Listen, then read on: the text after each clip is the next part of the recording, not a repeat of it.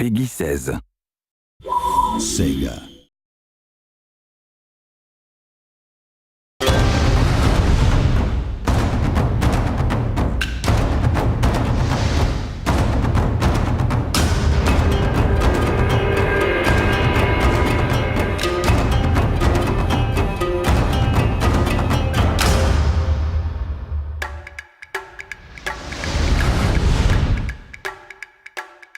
Shogun 1 was a bit of a covert project for EA. Was it just we were doing it with their money? They didn't know that they were funding it. Yeah, exactly. I'm serious, they didn't kind of know they were doing it. We weren't even going to do Shogun to start with, we were going to do a role-playing game based on Monkey. We were starting doing work on Monkey, we started doing a design and we got some prototypes together and then Command & Conquer came out. We looked at that and thought, God, no, this is easy, we could do this, we could do it really quickly. Much easier than doing a role-playing game based on Monkey. That's why when I started at the office, there were all these monkey books all over the place. I couldn't figure out why. That must have been so weird. Just come in and just be like... The battles on their own didn't have enough gameplay to stand up as a game on their own, so we had, it needed something else, either some strategy putting into the battles, like other RTSs, or a wrapper around them. And we went for the wrapper option. Also narrative as well, because the battle in itself is nothing. I mean, it was just kind of shallow in a way, whereas the campaign also gives you a narrative, kind of a self kind of. Yeah, you write your own story. Write your own story. The biggest appeal for me when I got really big time into medieval was that I always loved history, and this was a chance for me to actually change history and kind of. So Poland can win this time. Yeah, that's right. Yeah, Poland did win. Now then, we dominated the world. In my world, dominated all the world of Poland. The whole world. The whole world was Poland. Europe was just, it was amazing. It was just, I could change history, sculpt it as I wanted it, and it was just, it was great. That's the main thing for me. I mean, it's very general, but that's what appealed to me the most. I guess though the thing about Medieval was it was the first. I mean, Shogun established the whole thing, but Medieval was the first breakaway hit for the series, wasn't it? Like it really kind of sold and got into homes and got into minds. It's probably easier content for some people. It's easier content for a lot of Western people because you don't have to sell the whole sort of Robin Hood night. No, everybody understands that. They understand history. You kind of know. But you see, this is the argument of the familiar versus the cool. Right, because the theme of Shogun, although people aren't always familiar with the history, it's incredibly cool. It's an incredibly interesting period. Everybody likes it when you explain. Oh, it's samurai and ninjas, and big swords. But and all that sort of the stuff. medieval period, the medieval period is immediately accessible because it is common history for pretty much every nation in Europe. You know, and even the Americans have a vague idea. The North American history is essentially European history, right? Exactly. Before the Exodus.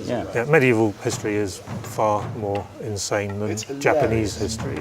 People were kind of enthused about the whole idea of doing medieval history because they thought they loved it. It was awesome. That was where I came into it. Me too. That was my favourite. That was my favourite Total War game. It was the first one I came into. That's when I realised. Still my favourite period of history. Yeah, exactly. So medieval was all about taking what we'd done with Shogun and making it perfect. So it was all about evolution. It was about taking each different area of the game and just pushing it forward and taking it as far as it could go with that engine. We started when we started on Med 1, we also started on Rome at the same time. So the whole idea was that we'd do an evolution and a revolution in parallel.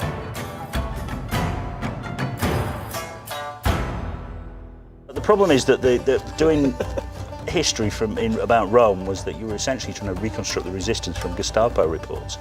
Yeah. You've only got the Roman side of it, so they're going, these guys are nutcases. Look at them, they're 18 feet tall with a single eye and they can spit fire. And they say un-PC things. Yeah, and they're appalling. It's actually quite good for us, you know. Yeah, but we also know that it's palpable nonsense that these guys weren't 18 feet tall. We should literally take that. Yeah, we do. The idea of Rome though was revolutionary. The idea was we didn't want somebody else to be the team that beat us.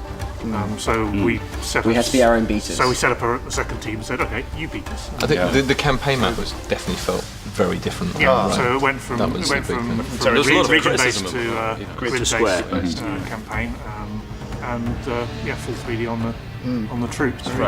I like the idea though of having your own competition in-house. Yeah. Like, because I mean, every studio always says, "Oh, we've got to do the best and beat ourselves," kind of thing. But actually, by having two teams and having them looking over each other's shoulders, and going, "Well, actually, doing a better job than you," so meh. The point is, okay, you've got everybody. When you talk to them about the original games, they always mention the Holy Trinity. Okay, you've got Shogun 1, Medieval 1, and Rome. Right, and everybody talks about those as the golden years of when they came in and their youthful memory. It's like comics; they're always going to be the golden. But Rome doesn't fit. Of No, those it three doesn't, no. things, No, Rome Rome is doesn't different. fit. Rome Yeah. is utterly different to the first two, Yeah. right? And yet it has this universal appeal, which is It's either the down to subject. theme or It's the right. subject. Yeah. It's the subject. And it's the best selling Everybody's as well. seen. It's the most- Everybody, Well, no, you it's know, not just a subject. It is actually an excellent game. It is Yeah, it yeah, is yeah. genuinely But- a damn And it good was, game. and it was the first. It's as well. another It was one more where of a first than you the say others. to It was somebody, more- you are Caesar, and they instantly go, oh, Spartacus, Caesar.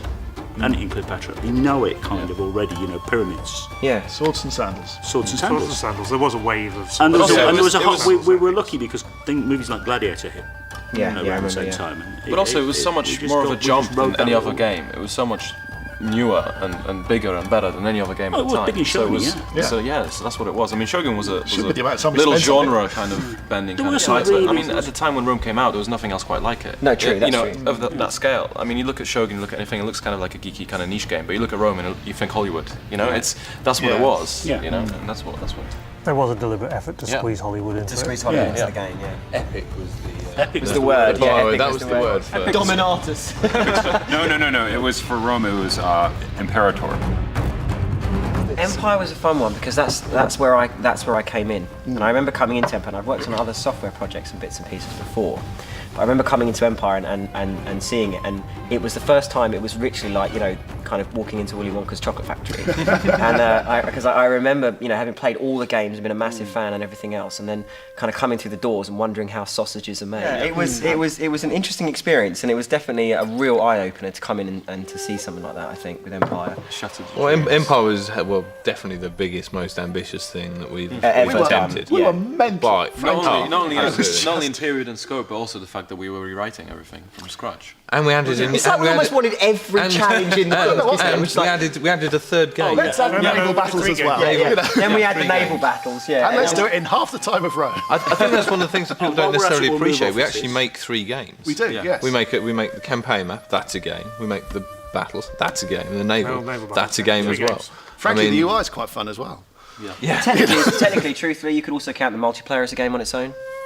Although it's using those game modes, but More so now. More so now. more so We're doing Shogun Shogun 2, Shogun 2, yeah. absolutely. Shogun 2 It's a multiplayer. completely separate. Definitely. Definitely, but that's just It's the fourth game. Yeah.